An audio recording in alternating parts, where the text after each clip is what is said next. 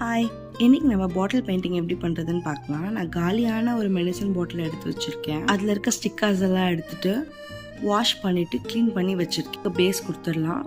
White acrylic paint எடுத்துக்கலாம்.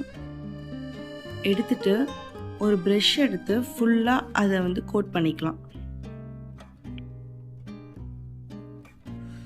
Code பண்ணி கொஞ்சம் ட்ரை ஆனதுக்கப்புறமா இப்படி இருக்கும் பார்க்குறதுக்கு. இப்போ அடுத்த ஸ்டெப் என்னென்னா, கொஞ்சம் ஸ்பாஞ்ச் எடுத்து அதில் கொஞ்சம் ஒயிட் அக்ரலிக் பெயிண்ட் எடுத்து ஃபுல்லாக டேப் பண்ணிக்கலாம். லைனாக தெரியும். அதுக்கப்புறமா ஸ்பாஞ்ச் யூஸ் பண்ணதுக்கப்புறமா கொஞ்சம் நீட் ஃபினிஷ் நம்மளுக்கு கிடைக்கும். அப்புறம் ஷேப்புக்கு ஏற்ற மாதிரி அந்த பேப்பரை கட் பண்ணிக்கலாம். கட் பண்ணி அதோட எட்ஜஸ் எல்லாம் ஈக்குவலாக மடிச்சுக்கலாம்.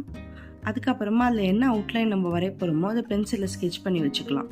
இப்போ அந்த பேப்பரை திருப்பி அது ஃபுல்லாக ஷேட் பண்ணிக்கலாம். ஏன் நம்ம ஷேட் பண்ணுறோம்னா, ட்ரேசிங் பேப்பர் மாதிரி இது ஆக்ட் ஆகும். அதனால நம்ம ஷேட் பண்ணுறோம். இதை எப்படி நம்ம மடித்து கட் பண்ணோமோ அதே மாதிரி இதை ஃபோல்ட் பண்ணி செலோ டேப் ஒட்டிக்கலாம்.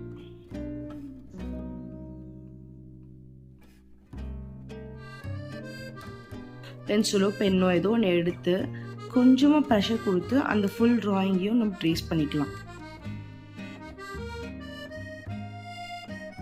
அந்த 3 செல்லோ டேப்பையும் ரிமூவ் பண்ணதுக்கப்புறமா லைட்டாக இம்ப்ரெஷன்ஸ் வந்திருக்கும்.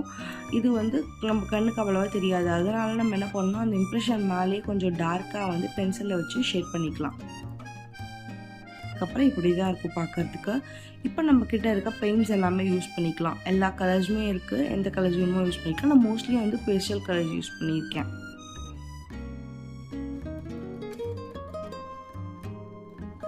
அதனால மெலிஸ் ப்ரஷ் எடுத்துக்கிட்டு டிஃப்ரெண்ட் கலர்ஸை நம்ம ட்ரை பண்ணி பார்க்கலாம்.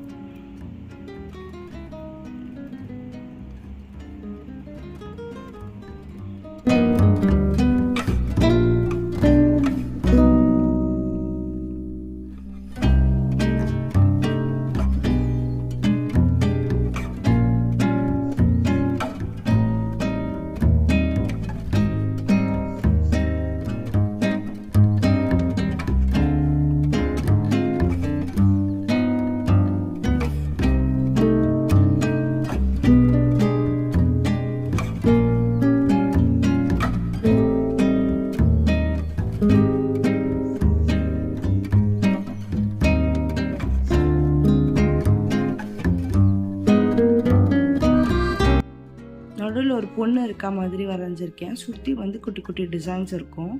இப்போ இந்த பொண்ணை பெயிண்ட் பண்ண ஸ்டார்ட் பண்ணிக்கலாம். நார்மலாக ஸ்கின் கலர் இருந்ததுன்னா ஸ்கின் கலர் கொடுங்க, இல்லை எல்லோவோ ஒயிட்டோ ஏதோ ஒரு கலரை ஸ்கின்னுக்கு கொடுத்துக்கோங்க. உன்னோட ஒரு டிசைன் ஒட்டி இருக்கிற மாதிரி தான் இருக்கும். பிளாக் அவுட்லைன் கொடுக்கும்போது அதெல்லாமே தனியாக தெரியும். ஃபுல்லாக பெயிண்ட் பண்ணதுக்கப்புறமா மேலேயும் கீழேயும் கொஞ்சம் ஏரியா லெஃப்ட் அவுட் வச்சுருப்பேன். எதுக்காகனா, மேலே கீழே மட்டும் பிளாக் கலரை நம்ம பெயிண்ட் பண்ணிக்கிறதுக்காக.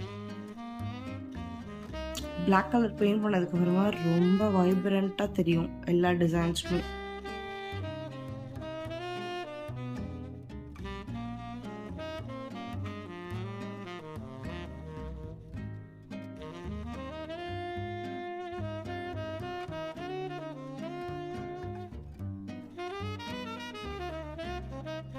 பிளாக் அவுட்லைன் கொடுத்ததுக்கப்புறமா இது இப்படி தான் இருக்கும் பார்க்கறதுக்கு. இது ரொம்ப ஈஸியாகவும் இருக்கும். ஸ்டெப் பை ஸ்டெப் ப்ரொசீஜரையும் நான் சொல்லியிருக்கேன் எப்படி பண்ணணுன்றத. லைட்டாக கொஞ்சம் டீட்டெயிலிங் நம்ம கொடுத்துக்கலாம். இந்த பாட்டிலே ரொம்ப சின்னதாக இருக்கிறதுனால அவ்வளோவா நான் எதுவும் கான்சென்ட்ரேட் பண்ணுறேன் டீட்டெயிலிங்கில்.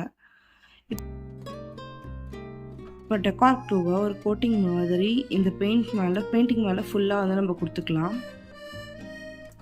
ஸோ தட் டஸ்ட்டோ ஏதோ பட்டு இல்லைனா ஏதோ கைப்பட்டு இது அழுக்காகாமல் அது இருக்கும். டெக்கார்க்குள்ளே கொடுத்ததுக்கப்புறமா கொஞ்சம் நேரம் காய விட்டுருங்க. காஞ்சதுக்கப்புறம் நம்மளோட பாட்டில் பெயிண்டிங் இப்படி தான் இருக்கும் பார்க்க. இது எப்படி இருக்குன்னு சொல்லுங்கள். See you on next video. Bye.